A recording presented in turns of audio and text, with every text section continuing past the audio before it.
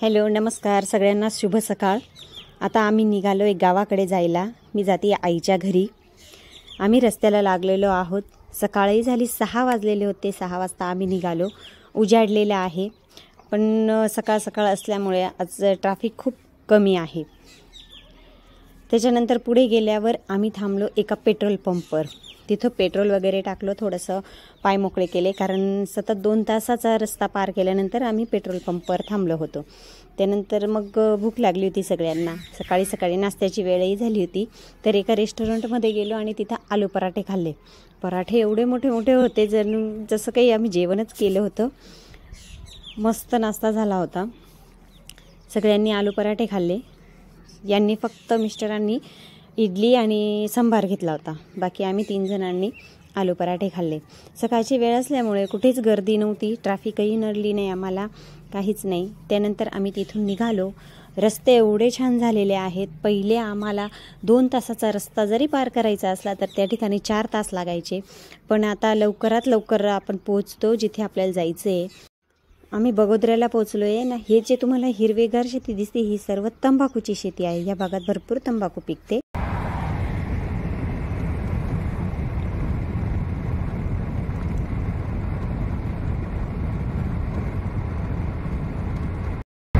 आम्ही पोहोचलोय आता भरूच जवळ। भरूच 5-1 किलोमीटर राहिलेलं आहे आणि सुरत आहे। अजून 1 तास लागेल सुरतला जायला। आज आमचा प्रवास एकदम छान झाला। सकाळी 6ला निघालो तर 11-11:30 पर्यंत आम्ही भरूचमध्ये पोहोचलोय आणि 12 वाजले आहेत, 12 पर्यंत आम्ही भरूचला पोहोचलो। तर आता लवकरच आम्ही घरी पण पोहोचणार आहोत। जेवायला आता कुठेतरी स्टॉप घेणार आहोत। सकाळी नाश्ता केला होता, आता जेवण्यासाठी थोडा वेळ कुठेतरी उभे राहते। चला तर मग बोलते नंतर। निघालोय आता आम्ही तिथून। पण आमच्या मयूरची ॲक्शन तुम्ही बघा, त्याला लई आवडतं हं अशी ॲक्शन करायला। मस्ती मजाक सारखा त्याचा चालूच असतो। आता ही आहे भरूचची नर्मदा नदी।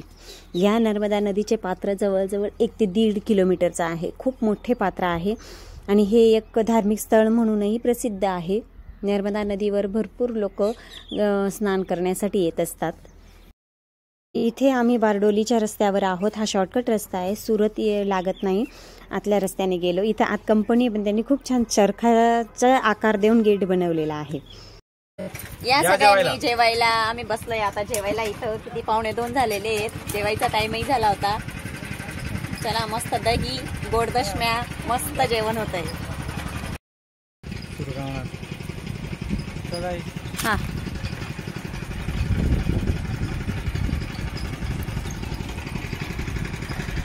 आता आमची जेवण झाली आहे आणि निघालोय आम्ही बारडोलीवरून। आता पहिले वाजदा, नंतर वघई आणि त्यानंतर सापुतारा आणि सापुताराच्या बॉर्डर नंतर मग महाराष्ट्राला सुरुवात होते। आता बघू किती वेळ लागतो सापुतारा पोहोचायला, नंतर बोलते तुमच्याशी। आणि हे नारळाचं झाड आहे। मी मंदिरात नारळ कलशावर ठेवलेला होता, त्याचा मस्त असा कोंब आला। त्यानंतर ते कुंडीत लावल्यावर मोठं त्याचं झाड झालं। तर आता ते गावाला आम्ही घेऊन जातोय। तिथंच ते घराच्या बाजूला लावल्यानंतर एकदम छान दिसेल। चला तर मग पोहोचतो सापुताऱ्याला नंतर।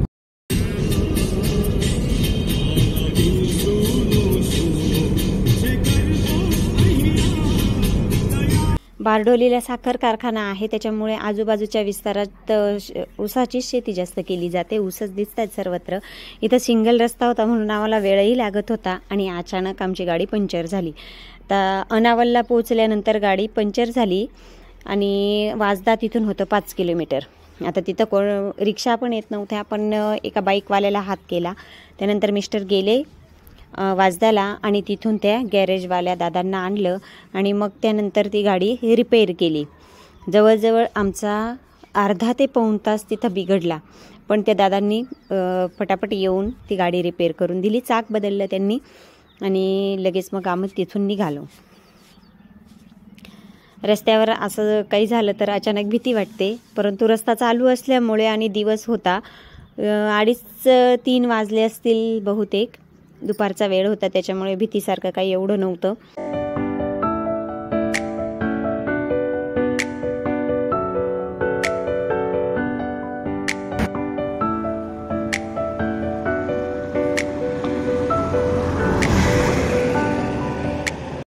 गाडीचं चाक वगैरे बदललं आणि त्यानंतर आम्ही निघालो सापुताऱ्याकडे यायला.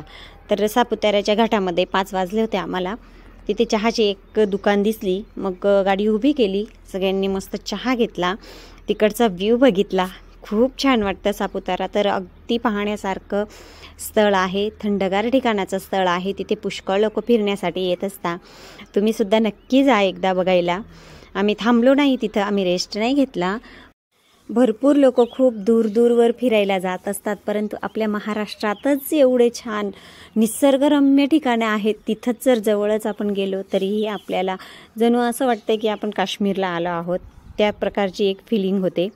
तर संध्याकाळ झालेली होती आणि दिवस मावळायची तयारी होती. सनसेट बघण्यासाठी सुद्धा सापुताऱ्याला स्पेशल लोक जात असतात आणि आम्हाला तो व्ह्यू बघायला मिळाला. संध्याकाळ झाली होती, सूर्य मावळतीला होता. मग त्या ठिकाणी थांबून आमच्या मयूरनेही पुष्कळ फोटो काढले, कारण हे असं दृश्य आपल्याला नेहमी बघायला मिळतं.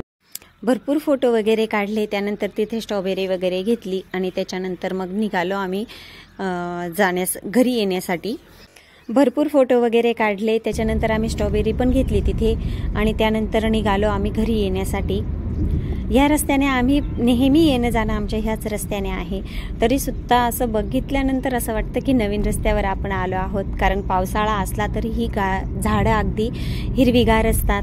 आता पावसाळा नाही आहे, आता आहे फेब्रुवारीचा महिना म्हणजे वसंत ऋतू. तर सगळ्या झाडांची पानं पूर्ण गळून गेलेली आहेत आणि यातना आता नवीन पालवी फुटणार आहे.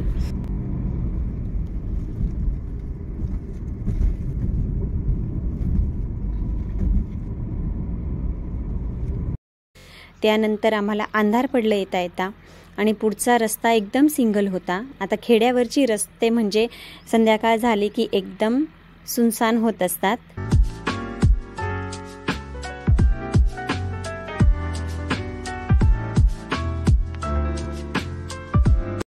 आता इथं बघा आजी आणि नात्याचं प्रेम.